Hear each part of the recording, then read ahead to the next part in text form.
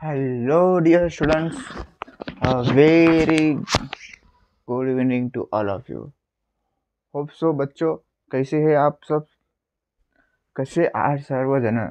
आजच्या आपल्या लेक्चरमध्ये पिरियडिक क्लासिफिकेशन ऑफ एलिमेंटमध्ये एक महत्त्वाची गोष्ट घेऊन आलेला आहे. आता आपला पिरियडिक क्लासिफिकेशन संपत आलेला आहे. एक शेवटचे 2 लेक्चर येतील. एक आजच्या लेक्चरमध्ये पूर्ण आपण जे पिरियडिक क्लासिफिकेशन जी आपली आवर्ती सारणी होती पूर्ण, त्यामध्ये टोटल 18 ग्रुप्स आपण सांगितलेले होते. 18. त्यामध्ये आपल्याला 1 बाय 1 बघायचं आहे. त्या प्रत्येक फॅमिलीचं नाव काय तुम्हाला एक्झाममध्ये विचारू शकतात. तर आता बघा, कोणती एक्झाम असू कोणत्या याच्यात विचारू शकतात बघा. आता ग्रुप एचं नाव घेतलं आपण. समजा ग्रुप ए आणि ग्रुप बी हे जे असतात ते एस ब्लॉकचे एलिमेंट असतात, म्हणजे एस खंडचे. तर हे ग्रुप 1ला नाव का दिलंय? अल्कली मेटल, आणि मराठीत काय म्हणतात? क्षारधर्मी धातू. त्यानंतर ग्रुप 2ला अल्कलाइन अर्थ मेटल, भूमी क्षारधर्मी धातू. त्यानंतर ग्रुप 3 मध्ये आपण काय म्हणतो? स्कॅन्डियम ग्रुपचे हे असतात, जे की संक्रमण असतात. आपण इथे अंडरलाईन केली, संक्रमण असतात, त्याचे गट पडतात स्कॅन्डियम ग्रुप डी ब्लॉक मध्ये. तर आता आपण काय म्हणलो होतं थोडक्यात जर इथं बघितलं आपण, तर ग्रुप ए आपण काय म्हणलं तर S block 1 to 2 groups. P block काय सांगला होता आपण? 3 ते 12. हे डी ब्लॉक. पी ब्लॉक काय म्हणलं होतं आपण? 13 ते 18, आणि बाकीचं लँटेडॅन आणि ॲक्टिडॅन्ट ए ब्लॉकची. तर ते टोटल 18 ग्रुपचे आपण माहिती घेणार आहोत 1 पासून. तर आपण पहिले 2 ग्रुपचे कोणते नाव घेतले ते म्हणजे आता alkaline metal, alkaline earth metal, बरोबर. त्यानंतर ग्रुप बी मध्ये अल्कलाइन अर्थ मेटल. नाव काय त्याचं? Alkaline earth metal. त्यांच्या फॅमिलीचे नाव असतात सगळे भूमी क्षारधर्मी धातू म्हणतात त्याला आपण. ग्रुप 3 मध्ये स्कॅन्डियम ग्रुपचे असतात, स्कॅन्डियम गट संक्रमण असतात त्यामुळे. तर आता आपण ग्रुप 2 चे बघितले. त्यानंतर ग्रुप 3 काय असते? स्कॅन्डियम ग्रुपचे असतात, स्कॅन्डियम गट. त्यांच्या ग्रुपचं नाव काय? कारण हे मेटल असते ग्रुप ए आणि ग्रुप बी, म्हणजे ग्रुप ए आणि ग्रुप, पण हे जे मेटल असतात आणि हे जे असतात खाली ग्रुप्स ते ग्रुप्समध्ये येतात. तर ग्रुप 4 काय ते आपलं टिटॅनियम ग्रुप, टी पासून सुरू होते. त्यांचे पहिले 2 अक्षरमुळे पासून सुरू होते. त्यानंतर आपण ग्रुप 5 मधलं तर व्हॅनेडियम ग्रुप. मराठी मीडियमच्या विद्यार्थ्यांना या गोष्टीची प्रॅक्टिस करावं लागणार आहे, कारण की शब्द जे असतात ते सगळे इंग्लिशमधून शब्द आहेत, आणि इंग्लिशचे शब्द मराठीतून आपल्याला लिहावं लागतात, आणि सेमीच्या विद्यार्थ्यांना डायरेक्ट अक्षर लिहावं लागतात इंग्लिशचे. त्यामुळे त्यांचे कसं पूर्ण आपल्याला काळजी घ्यावी लागते. त्यानंतर आता ग्रुप्स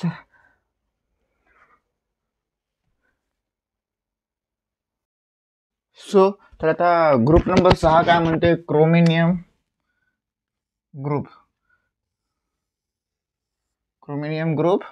ग्रुप नंबर 8. त्यानंतर आता नेक्स्ट गोष्ट जर बघायला गेली आपण,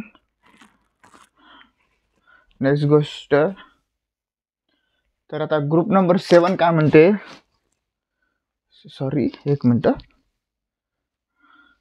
ग्रुप नंबर 7 काय म्हणते की मॅग्नीज गट आहे, मॅग्नीज गट. त्यानंतर ग्रुप 8 जे आहे ते आहे आयर्न ग्रुप, लोह गट म्हणतात त्याला आपण, लोह गट. त्यानंतर ग्रुप नंबर 9 काय आपला? Cobalt group. कोबाल्ट पासून सुरू होणारे जे ग्रुप असतात त्यांना आपण कोबाल्ट ग्रुप म्हणतो. आयर्न पासून Fe, मॅग्नीज Mg पाहिजे, ते मॅग्नेशियम होते आणि Me आहे. त्यानंतर निकेल जे असतात ते निकेल पासून सुरू होणारे ग्रुप असतात, निकेल. पहिले 2. आता आपण काय करू? आता आपला 10 पर्यंत ग्रुप झाला. आता आपल्याकडे 8 ग्रुप आपले उरलेले आहेत. ओके. आता त्या 8 ग्रुपमध्ये आता आपल्याला महत्त्वाची पूर्ण गोष्ट कोणती म्हणायची ती आता आपण जर प्रत्येक ग्रुपची फॅमिली बघितली, पण आता या फॅमिलीमध्ये कोणते ग्रुप्स येऊ शकतात, कोणते एलिमेंट येऊ शकतात ते आता आपण बघायचं राहिलेच आपलं. तर ती फॅमिली शिकल्यानंतर आपल्याला कोणते कोणते एलिमेंट येतात याविषयी माहिती घ्यायची आहे. ओके, तर आता नेक्स्ट बघू.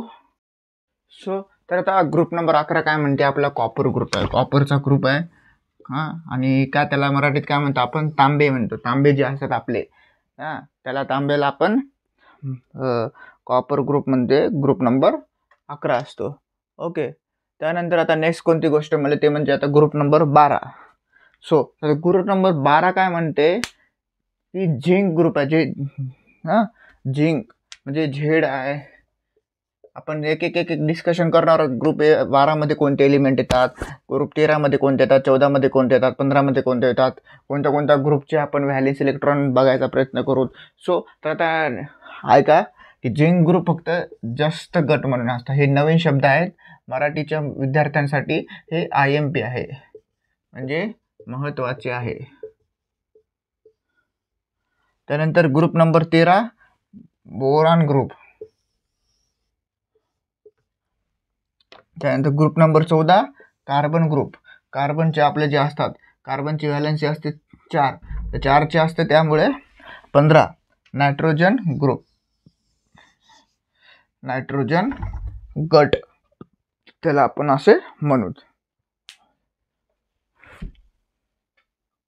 सो तर आता आपण काय म्हणलं की ग्रुप नंबर 16 काय असते, आपला ऑक्सिजन ग्रुप असते. O2, महत्त्वाचा आपल्या डेली लाईफमध्ये असणारा.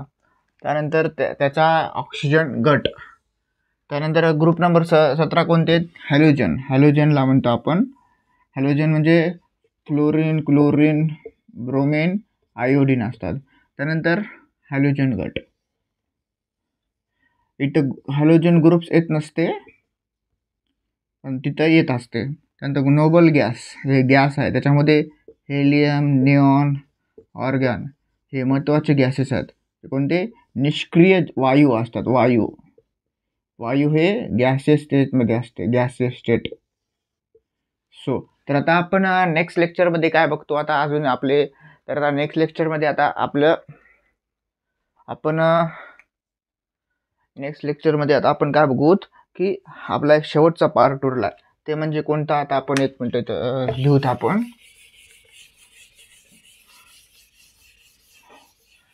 ते म्हणजे आता आपला हे जे आपण ग्रुप शिकले सगळे 1 ते 18 पर्यंतचे, यांचे एलिमेंट बघणार आहोत आपण की कोणत्या एलिमेंटला कोणता. आता कोणता आपला अल्कली अर्थ मेटल, सूक्ष्मदर्शी वगैरे, त्यानंतर ऑक्सिजन ग्रुप, त्यानंतर आपले नायट्रोजन वगैरे इत्यादीच्या जे आपण गोष्टी होत्या, त्या गोष्टीचे आपण आहेत बघितल्या, कोणत्या ग्रुपला नाव होतं. पण या ग्रुपमध्ये एकमध्ये किती एलिमेंट आहेत. हां, त्यानंतर लिथियम, हायड्रोजन, सोडियम, पोटॅशियम असे असतात. हां, त्याच्यानंतर ग्रुप बी मध्ये आपल्याला असतात बेरियम, बेरियम सारखे असतात. त्यानंतर आता आपल्याला नेक्स्ट म्हणजे ॲटॉमिक रेडियस शिकायचे, जे की अणूंची त्रिज्या आपण मराठीत म्हणू शकतो. हां, तर आता ॲटॉमिक रेडियस झालं की आपला चॅप्टर एंड होईल. एंड झाल्यानंतर 3 दिवसानंतर आपला एक नवीन चॅप्टर सुरू होईल. त्याचं नाव आहे रिफ्लेक्शन ऑफ लाईट, जे की 8वी 9वी 10वीला च्या विद्यार्थ्यासाठी असेल. Thank you watching this video. All the best.